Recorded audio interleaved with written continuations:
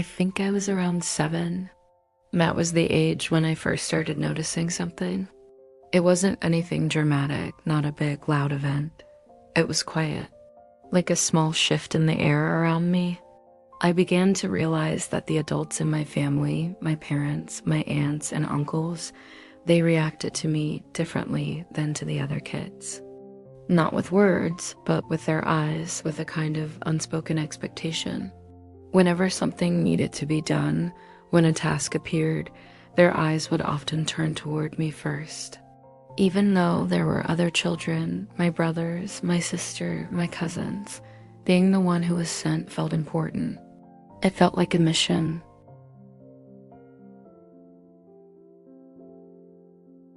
And I took it seriously every single time. I made sure I always came back with whatever was needed. I remember once, I even took a bus all the way to the next village, alone. I was just so focused, so determined to succeed.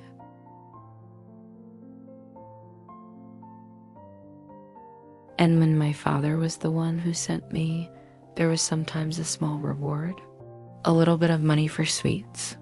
But I never kept them just for myself.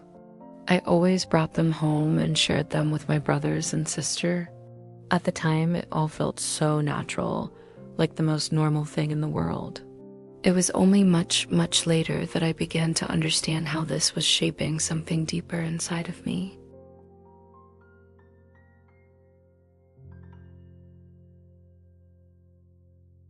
This was how I learned that being seen was connected to being useful. That affection often followed performance. That maybe in some way love had to be earned. It's a heavy realization to have when you look back. But here's the thing, not everything in my childhood was heavy like that. There were light moments too, funny moments. For example, we had chickens. And there was this one rooster in particular. He was so aggressive. He would wait for me every single day, his feathers all puffed up, just ready to attack. So I learned another route into the house. A much longer path, a smarter one, just to avoid him.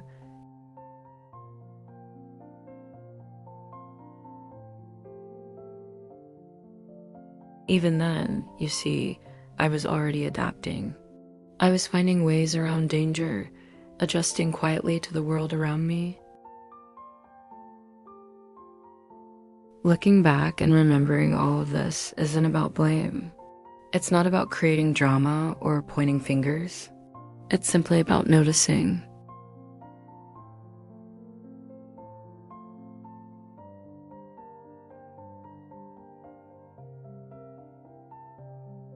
It's about understanding how those early lessons are formed, how the wiring in our brains gets set.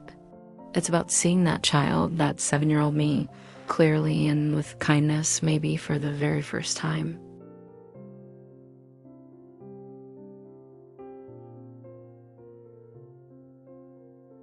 It is about understanding that the patterns we live out as adults often have roots that go way back.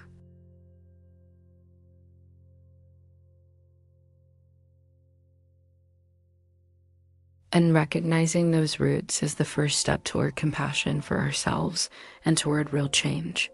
It's a quiet journey of discovery, just like it was back then. Thank you so much for listening. If this story resonated with you, I'd love it if you'd subscribe for more reflections like this.